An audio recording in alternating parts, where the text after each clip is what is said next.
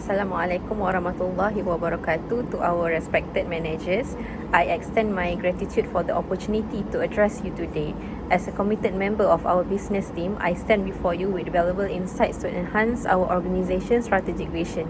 Our focus today is on a crucial element that has the potential to shape our business landscape, which is the culture of Zimbabwe. This presentation is not only an exploration but also a proposition for us as a business. By diving into the intricate fabric of Zimbabwe's culture, we will unearth hidden gems that can play a pivotal role in our growth and success. So, in the ever-evolving world of international business, understanding and adapting to the cultures of the regions where we operate is paramount. Zimbabwe's rich cultural diversity is an asset that we can leverage to strengthen our market presence, forge deeper connections, and drive our business forward. This isn't just a journey of discovery, it's a roadmap for strategic growth.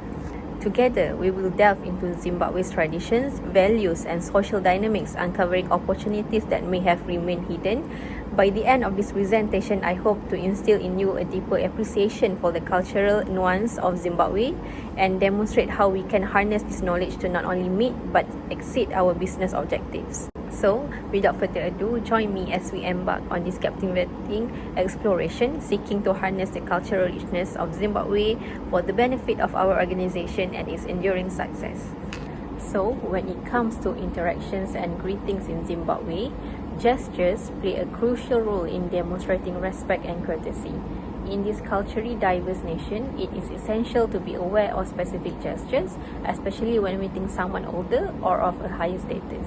So, as a notable custom is to lower one head or body below that of the other person you are greeting as a sign of respect. This act conveys humility and reverence in Zimbabwean culture. For women, it's common to offer a slight curtsy or bend at the knees, while men typically perform a subtle bow. These gestures are symbolic of acknowledging the wisdom and experience of older individuals or showing deference to those in higher positions. It's important to approach this practice with sincerity and authenticity. Even a small, respectful gestures can go a long way in building positive relationships and demonstrating our commitment to understanding and embracing local customs. In our business interactions in Zimbabwe, we should be mindful of these gestures and strive to incorporate them into our greetings.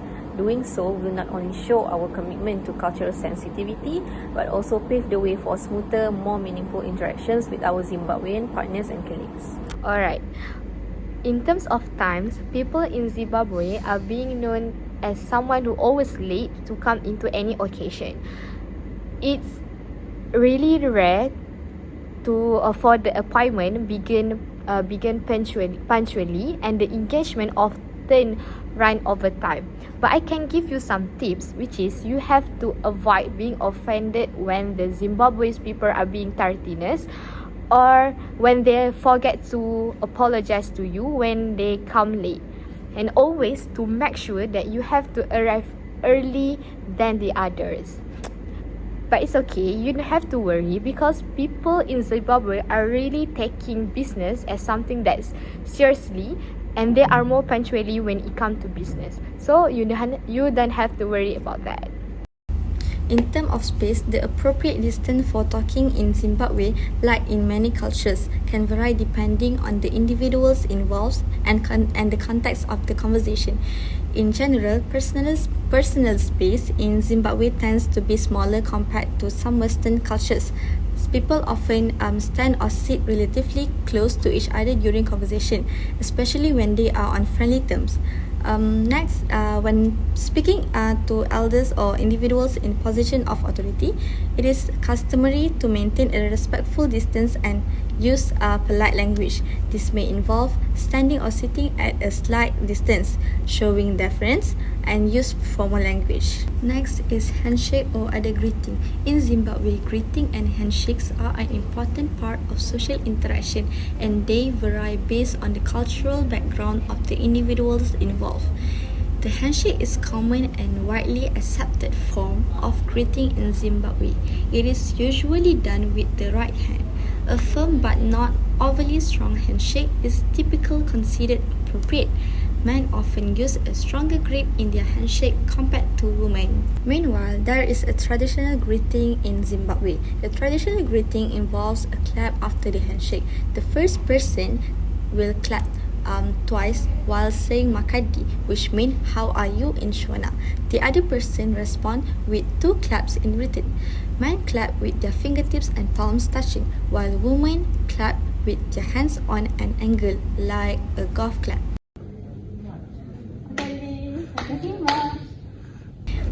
However, both men and women keep their hands cupped, so when they clap, it makes an air pocket. Besides that, there is a non-verbal form of greeting, which is a smile, nodding, making eye contact, are also considered polite and are often used alongside handshakes or verbal greeting.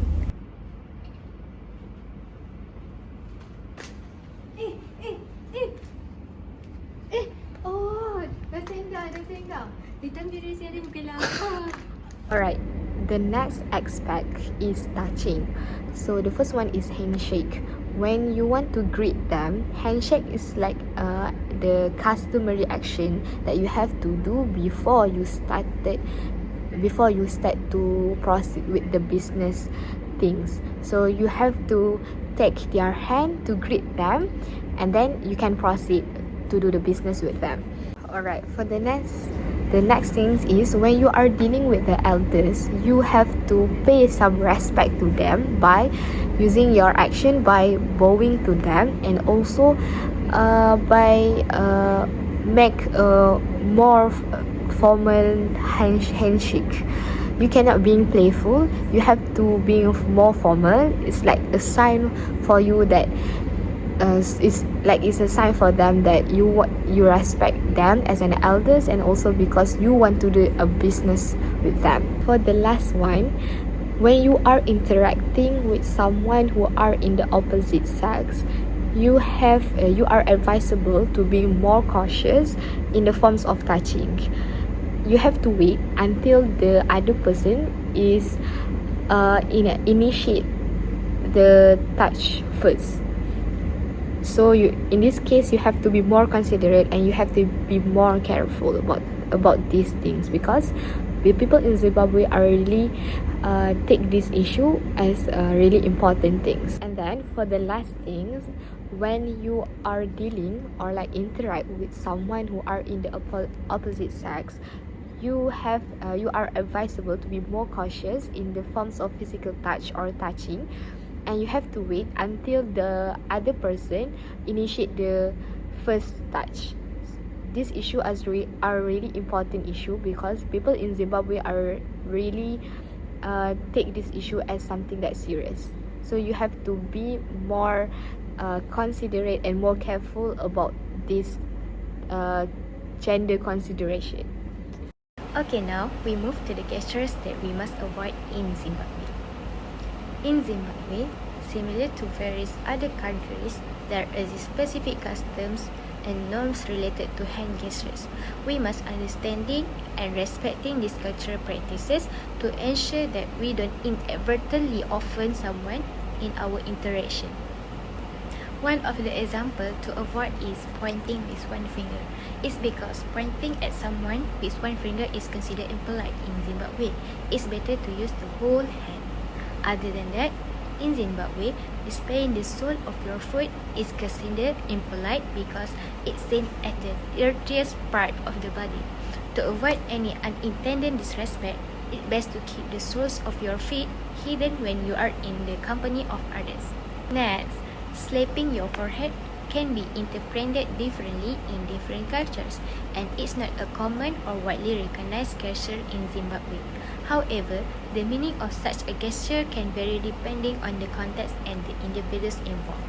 In general, it's best to avoid any physical gestures that may be seen as aggressive, disrespectful, or mocking. Lastly, the hand on hip with a finger snap gesture is generally not a common or recognized gesture in Zimbabwe or many other African cultures. This gesture is more commonly associated with Western or pop culture, where it can be used to express sassiness or attitude. In Zimbabwe, it often used to signal impatient and dismissive attitude. In conclusion, we have ventured into the depths of Zimbabwean culture, exploring its fascinating aspects that can significantly influence our business operations. From the nuance of greetings and gestures to the subtitles of time and personal space, we have unearthed the treasure trove of knowledge that can be a driving force in our strategy. As we wrap up, let's remember that understanding and respecting the culture of Zimbabwe is not merely an option, but a necessity in our globalized business landscape. It's an opportunity to bridge the gaps, build trust, and foster fruitful partnerships with the people of this vibrant nation.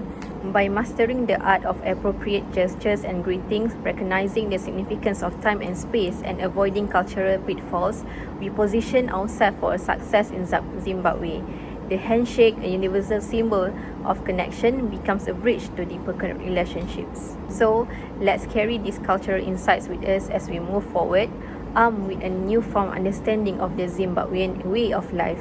By incorporating these cultural considerations into our business practices, we not only enhance our reputation but also create a solid foundation for fruitful collaboration and growth in this diverse and dynamic market. Thank you for your attention today, and I look forward to working together to apply these insights for the benefit of our business in Zimbabwe. Let's embrace the cultural wealth of this nation and turn it into a catalyst for our continued success. If there are any questions or further discussions, I am here to facilitate and explore these opportunities with you.